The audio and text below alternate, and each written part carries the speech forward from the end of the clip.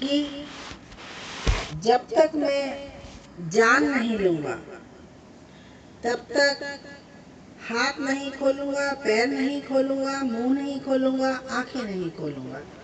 दृढ़ संकल्प लेकर अधिष्ठान में बैठ गए और उन्होंने अपनी सांसों को देखना आरंभ किया।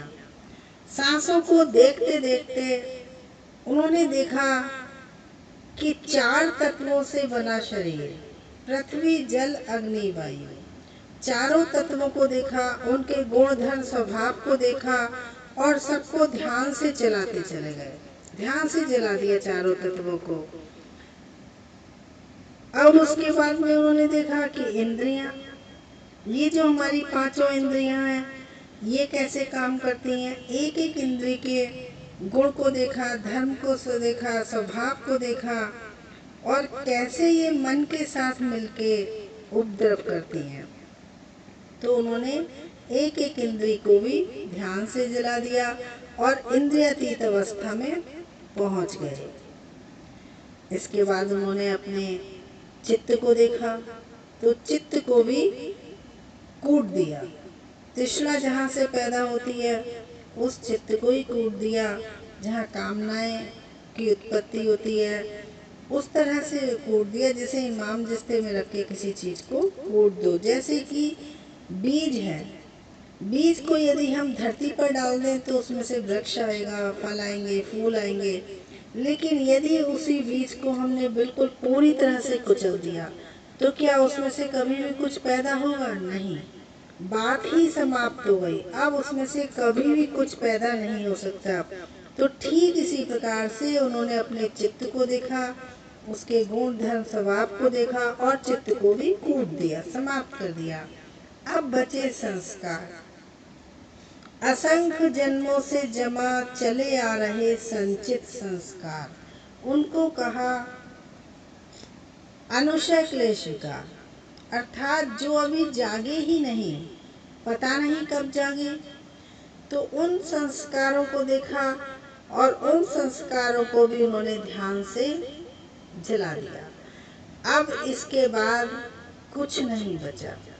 जन्म कारण से होता है, कोई भी कार्य कारण से होता है।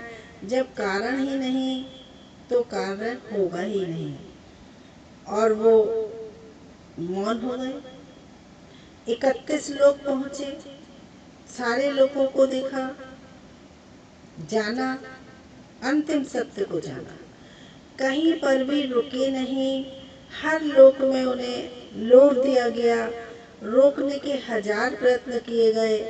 कामदेव अपनी सुंदर 2 पुत्रियों को लेकर प्रस्तुत हो गए कि बस यहीं रुक जाओ साधना में, अब और ऊपर आगे मत जाओ, मेरी इन पुत्रियों के साथ आजीवन भोग करो। उन्होंने कहा नहीं, मेरी वासना जल चुकी है, मेरी तृष्णाएं मिट चुकी हैं, मैं आपकी पुत्रियों का क्या करूंगा। तो उन्होंने उसको अस्वीकार कर दिया। यमराज से भी उन्होंने इतनी अपने बल से, अपने पौरुष से यमराज को भी हरा दिया। यमराज भी वापस लौट गया और वो अपनी भीतर की यात्रा करते रहे और गहरे में जाते रहे, अपने शरीर से ऊपर बिल्कुल उठ गए। जब उन्होंने अंतिम सत्य को जान लिया, जानने को कुछ बचा ही नहीं और उन्हें सम्यक संबोधि मिल गई, तब उन्होंने मौन हो गए। तो सभी देवता और ब्रह्मा जी प्रकट हुए और उन्होंने बहुत प्रार्थना की कि हे सम्यक संबुद्ध, हम जानते हैं आपने सब कुछ जान लिया है, आपने अंतिम सत्य को जान लिया है, लेकिन यदि आप मौन रहेंगे तो आपको जाना हुआ आपके साथ चले जाएगा। इसलिए कृपा करके बोलिए ताकि विश्व का कल्याण हो। तब भगवान ने सोचा कि अनेक मत मतांतरों में उलझे लोग, परंपराओं में फंसे हुए लोग, कल्पनाओं से घिरे हुए लोग मेरे सत्य के ज्ञान को कैसे समझेंगे। फिर उन्हें अपने 5 मित्रों का ख्याल आया, जिन 5 मित्रों ने उनकी काफी सेवा की थी और वो पके हुए थे, इस योग्य थे कि वो ज्ञान को समझ सकते थे। उन्होंने उन मित्रों की ओर प्रस्थान किया, वहां पहुंचे और सबसे पहले जो उन्होंने उदान वचन बोला वो बोला पाली भाषा में। उस समय पाली भाषा चलती थी। उन्होंने बोला, अनिच्छा व संखारा उपाद व धम्मिनो उपज्जित्वा निरुद्धन्ति तेषां भोग समो सुखे। अनेक जाति संसारा संधा विषम अनिविषम गह कारकम गवेशंतु दुखा जाति पुनः पुनः। गह कारक दिठोसी पुनगे हम न काहसी सब्बा ते फासुका भग्गा गह कूटम विसंखितम विसंखारगतम चित्तम तड़हानम खेमज्जगा। अर्थात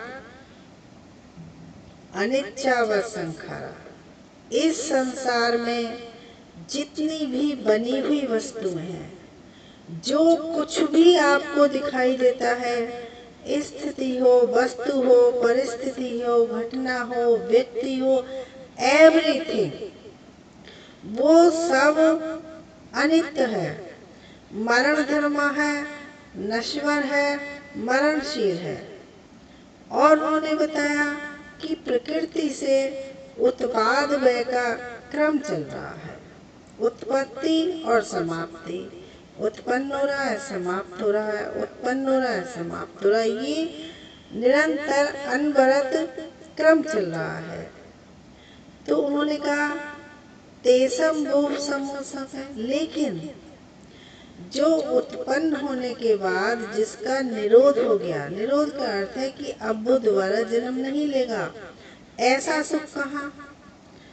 फिर उन्होंने बताया अनेक जाति संसार, कि मैंने असंख्य जन्म लिए। जब वो समाधि में बैठे थे तो उन्होंने सब देख लिया, अपने सारे जन्म देख लिए कि मैंने बिना रुके असंख्य जन्म लेता गया और हर जन्म में अपने घर बनाने वाले को खोजता रहा कि आखिर कौन है जो मुझे बार बार इस धरती पर भेजता है, किस कारण से मेरा जन्म होता है।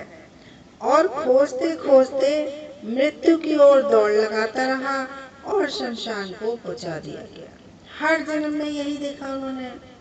लेकिन वो ये क्या कह रहे हैं कि लेकिन अब क्योंकि मैंने उस घर बनाने वाले को देख लिया, जान लिया, इसलिए अब मेरा घर नहीं बनेगा। अर्थात अब मेरा इस संसार में आने का कोई भी कारण नहीं है, क्योंकि कारण की वजह से मैं बार बार इस संसार में आ रहा था। मैं स्वयं अपना घर बनाता था, कोई मेरा घर नहीं बनाता था। मैं यहाँ पर आकर हर जन्म में स्वयं अपना घर बनाता था और चला जाता था, फिर आता था, फिर घर बनाता था, चला जाता था। इसका अर्थ क्या हुआ कि यहाँ पर आकर ऐसे कर्म संस्कारों को करता था जो मिटते नहीं।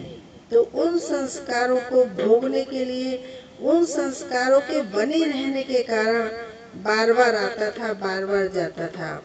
लेकिन अब मैंने अपने सारे संस्कारों को जला दिया, तृष्णा को कूट दिया, इंद्रियों को जला दिया, चारों तत्वों को जला दिया। तो अब मेरे आने का कोई भी कारण ही नहीं बचा।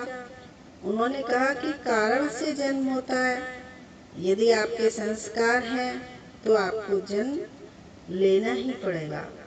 तो उन्होंने बताया कि तृष्णा को कूट दिया, तृष्णा के कारण जन्म होता है।